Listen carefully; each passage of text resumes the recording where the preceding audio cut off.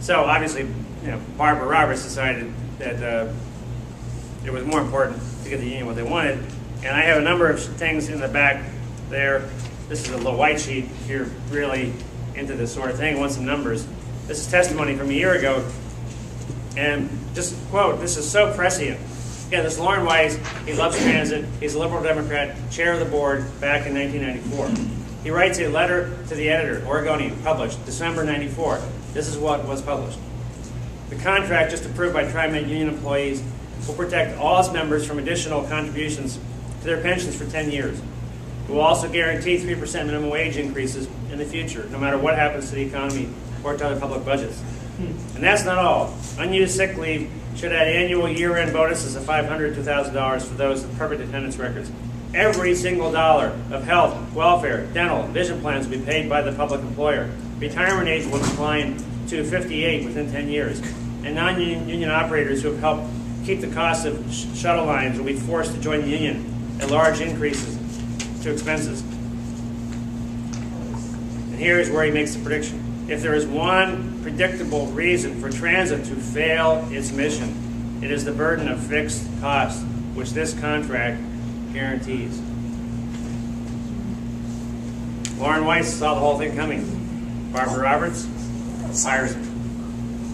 So to this day, now I have other information in this white sheet, as well as a couple other things I have out there. But in the white sheet, it indicates, as of 2 years ago, the cost of fringe benefits relative to wages, just in a short period from about 03 on, had gone from, well, fringe benefits then were 61% of wages, which by itself is an extremely high number, had gone up to 116% of wages, and that testimony is now a year out of date. Now, in the most recent audit of last September, soon to be supplanted by the new audit that will come out in 2 weeks. As of a year ago, fringe benefits at TriMet equaled 152% of wages. Okay, you run a business. Go ahead and try and make that work. It's unbelievable. I mean, I run a business. We have to raise every dime voluntarily. And I can assure you, we don't even offer health insurance to our employees. Never have.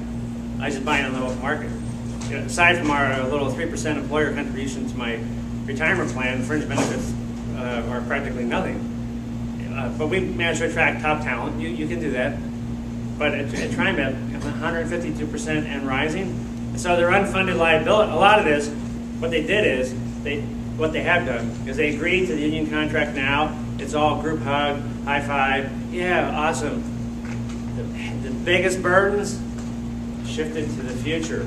Retirement, massive underfunding of pension, and this whole new category that only in the last couple of years auditors have focused on, which is OPEB, other post-employment benefits, OPEB. That's all the stuff beyond pensions.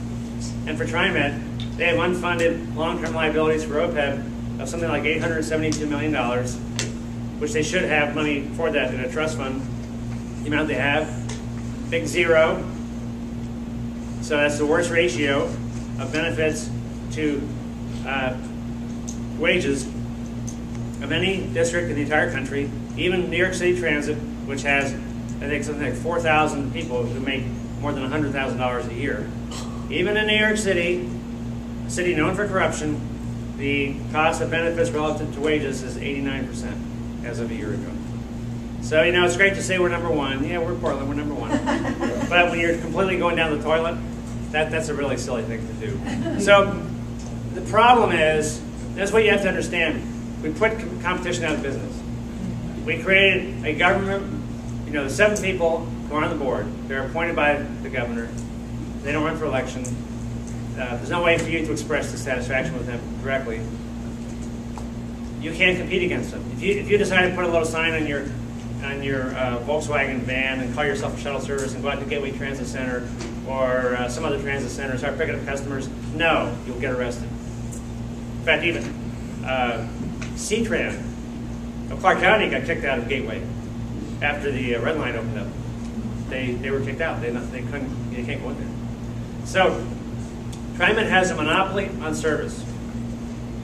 All the payroll tax money, which now equals about $214 million a year and climbing, They have a monopoly on that money.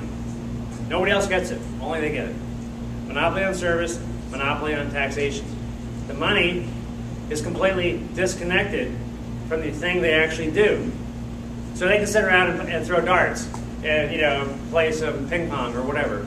And the cash keeps coming in. Now imagine that. You run a business. Your customers don't matter.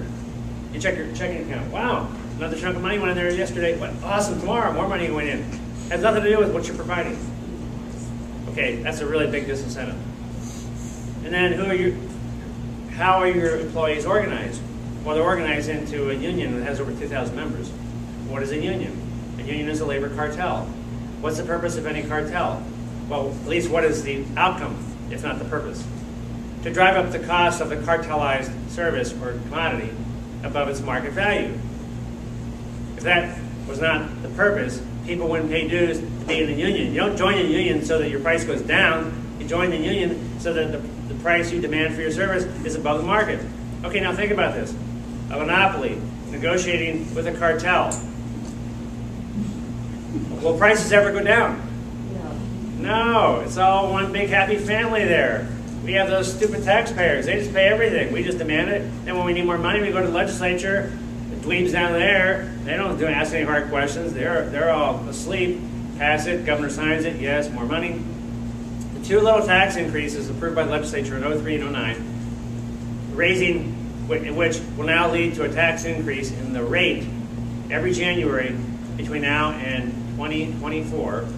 They will go up, I think, 100% each January. Again, sounds benign. Who would worry? 100%, 0.00, tiny little thing. Yeah, they have a 20-year forecast at TriMet. They're big on. They have a lot of bean counters. They have like a 35-person financial staff. Through a public records request, I got their 20-year forecast. You don't find it on the website.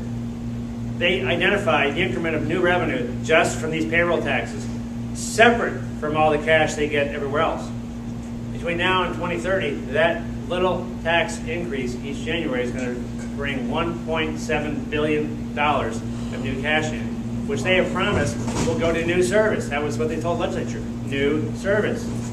Well, they cut service in the last 2 years by 12% for buses, 10% for light rail. The new green line that they promised that they would use is 33% below the service they promised the feds, which I view as a breach of contract. And by 2030, with all this new money, their service is expected to be slightly below the service they had in 2009. So all the money goes to PERS? They're actually not in PERS. They have their own pension account. It's going to write all the rising fringe benefits, pay off debt for all their idiotic light rail projects, a bunch of other things. Again, monopoly, cartel. They don't need to explain any of this. Your job is to shut up and pay. Their job is to spend the money. That's how it works. So now, with regard to light rail, I'll spend maybe 7 or 8 minutes just on the Milwaukee project. I mean, there's a whole series of things. From their standpoint, when Neil McFarlane got hired to take Fred Hanson's place as the general manager, you have to understand, from his standpoint, the way he gets measured is how many new light rail lines you open. Or west, that's okay too, commuter rail, but new trains. That the culture at TriMet management is buses are nothing. Trained chimps can run a bus company. We're TriMet. We're way beyond that. You know, we're number one. Remember? I told you we're number one in something. And yeah, so we're TriMet. So we build all these rail lines, and we know how to play the federal game. So they've gotten 73% financing, 60% financing, and capital costs for the line they want to run over to Vancouver. They hope to get 91% capital cost by some shenanigans they have going on there. So they get the feds to put in a bunch of money. Then they get all local governments to put in a bunch of money. They sell bonds to be paid back long-term by these payroll tax increases.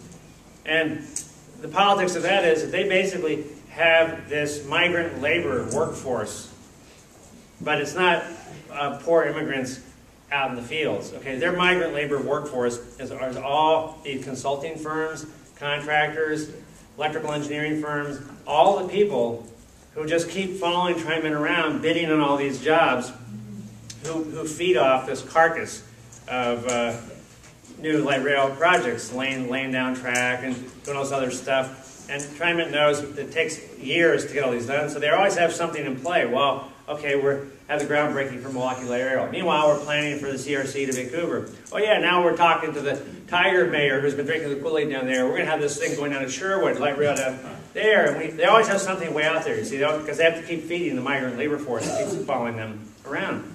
Meanwhile, customers who see their bus service cut or have a complaint, I mean, they're irrelevant. I mean, actually, literally, when you're operating a train or a bus, and you're losing money on every customer, a lot of money. So technically speaking, customers don't matter. They'd be better off if they had no customers. You know, and you think these guys think they're smart, but if they say, well, you lose money in every customer, so you can't make it up in volume. That never seems to matter to them. And they just, although actually, in one of the legislative hearings in 2009, a committee chair, Representative Barnhart, chairman of the Revenue Committee, did ask this question about how TriMet is structured, and he said, yeah, so you lose money in every transaction, so that you can't make that up in volume, right? That's kind of a problem, right? Yeah. Okay, we'll do it anyway. Votes yes. So, you know, for a brief moment in time, there was this little bit of thought process going on, but then something happened with the synapses and it didn't work out.